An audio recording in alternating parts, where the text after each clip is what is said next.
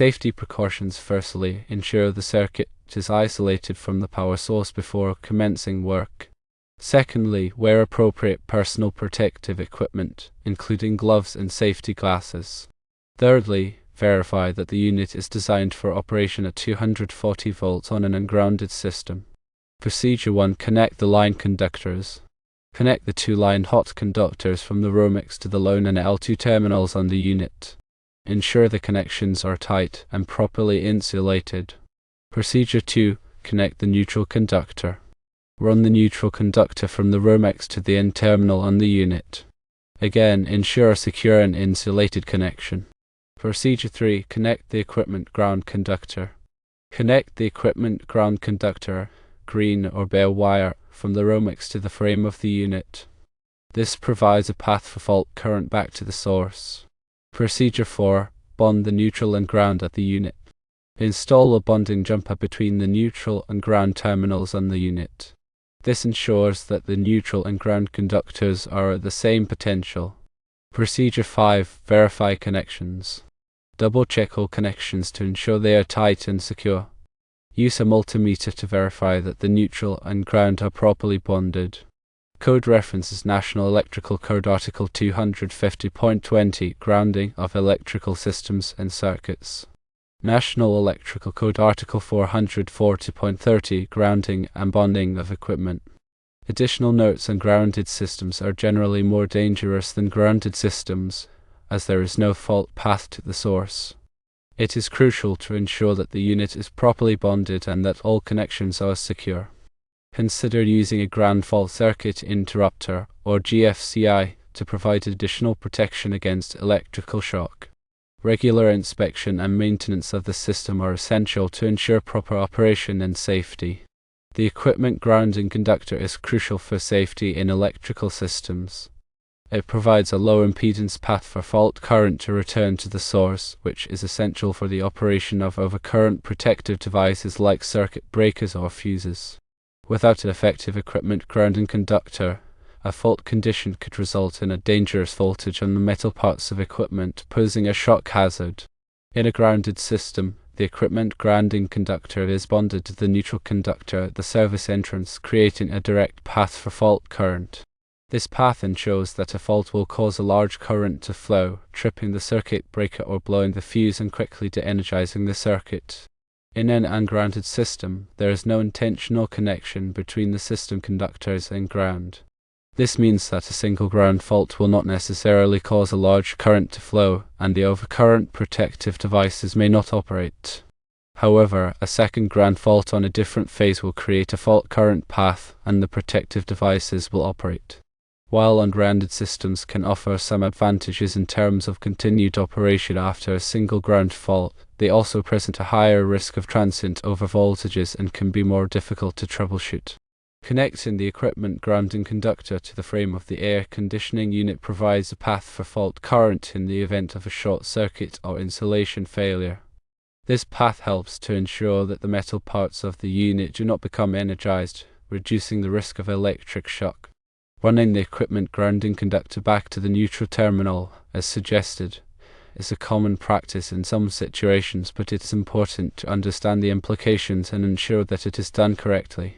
In a properly grounded system, the neutral and ground conductors are bonded together at the service entrance. This bond creates a single point of reference for the system and helps to minimize voltage differences between the neutral and ground conductors. Bonding the neutral and ground at multiple points in the system can create circulating currents and other problems. It is essential to follow the National Electrical Code and other applicable standards to ensure that the grounding system is properly designed and installed. The National Electrical Code, or NEC, is a widely adopted standard for electrical installations in the United States. It provides detailed requirements for grounding and bonding, as well as other aspects of electrical safety.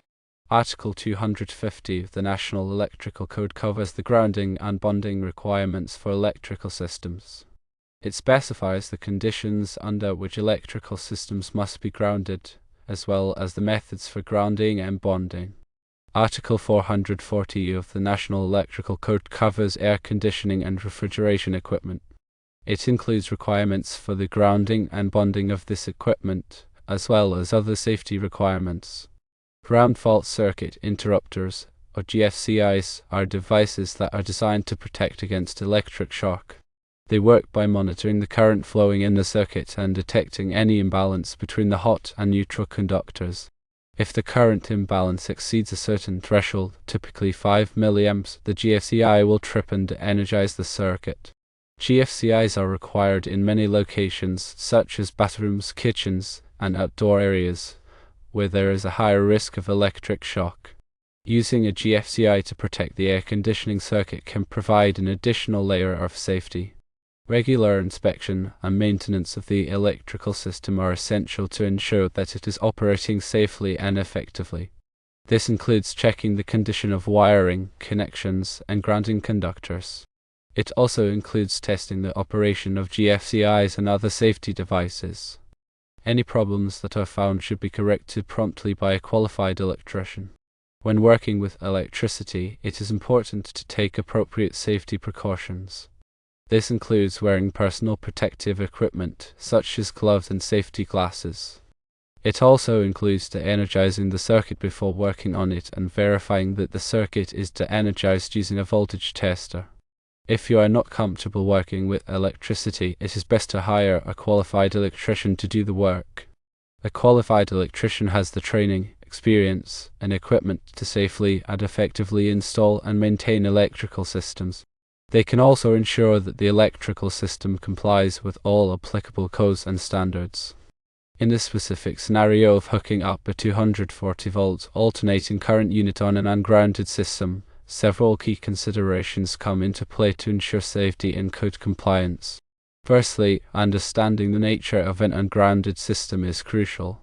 Unlike grounded systems where one conductor, typically the neutral, is intentionally connected to earth, ungrounded systems do not have this direct connection. This means that, in the event of a single ground fault, there isn't an immediate, low impedance path for fault current to flow back to the source.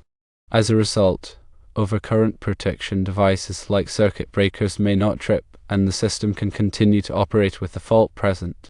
This can create a potentially dangerous situation, as the voltage on the ungrounded conductors can rise relative to ground, increasing the risk of electric shock. Secondly, the role of the equipment grounding conductor, EG, is paramount. The EGC is a dedicated conductor that connects the metal enclosures of electrical equipment, such as the air conditioning unit, back to the grounding system at the source, typically the service panel. Its primary purpose is to provide a low impedance path for fault current to flow in the event of a ground fault. This ensures that the fault current will be high enough to quickly trip the circuit breaker or fuse, protecting the circuit, thereby de-energizing the faulted equipment and minimizing the risk of electric shock. Connecting the EGC to the frame of the air conditioning unit is essential for the safety function. Thirdly, the connection of the neutral conductor in an ungrounded system requires careful consideration. In a typical 240 volts alternating current circuit, there isn't a neutral conductor in the traditional sense, as the load is connected between two hot conductors. However, if the air conditioning unit has 120 volts components or control circuits, a neutral conductor may be present. In this case, it's crucial to ensure that the neutral conductor is properly isolated from ground, except at the designated bonding point, typically at the service entrance. Bonding the neutral and ground at multiple points can create circulating currents and other issues. Fourthly, bonding refers to the intentional connection of different metal parts of the electrical system to create a common electrical potential. This includes bonding the equipment grounding conductor to the metal enclosure of the air conditioning unit, as well as bonding other metal parts that could become energized in the event of a fault. Proper bonding ensures that there are no significant voltage differences between different metal parts, reducing the risk of electric shock. Fifthly, the National Electrical Code, NEC, provides specific requirements for grounding and bonding in electrical systems.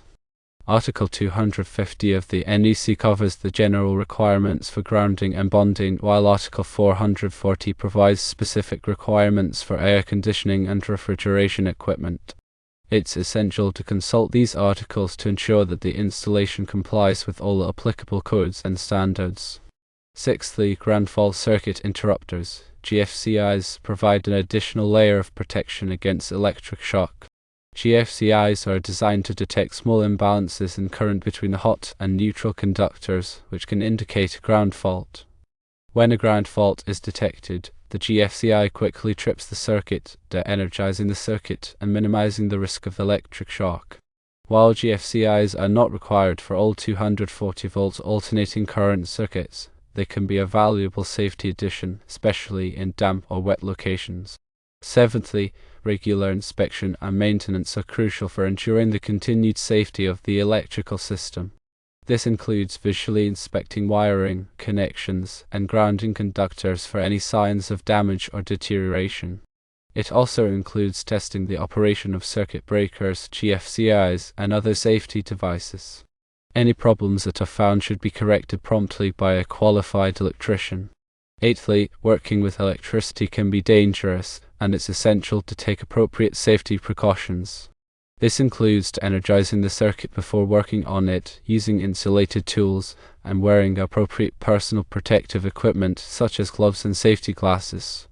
If you're not comfortable working with electricity, it's best to hire a qualified electrician to do the work.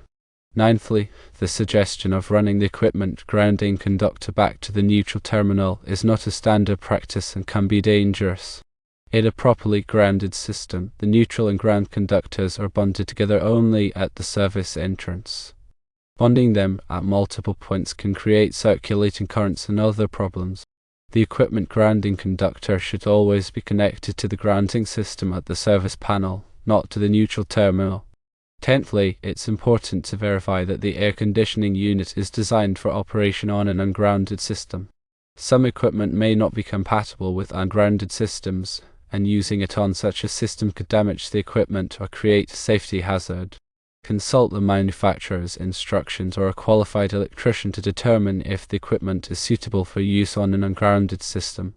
In summary, safely hooking up a 240 volts alternating current unit on an ungrounded system requires a thorough understanding of grounding and bonding principles, adherence to the National Electrical Code, and the use of appropriate safety precautions. The equipment grounding conductor plays a critical role in providing a low impedance path for fault current, and it should be properly connected to the grounding system at the service panel. Bonding the neutral and ground at multiple points can be dangerous and should be avoided. GFCIs can provide an additional layer of protection against electric shock. Regular inspection and maintenance are essential for ensuring the continued safety of the electrical system. And finally, if you're not comfortable working with electricity, it's best to hire a qualified electrician to do the work.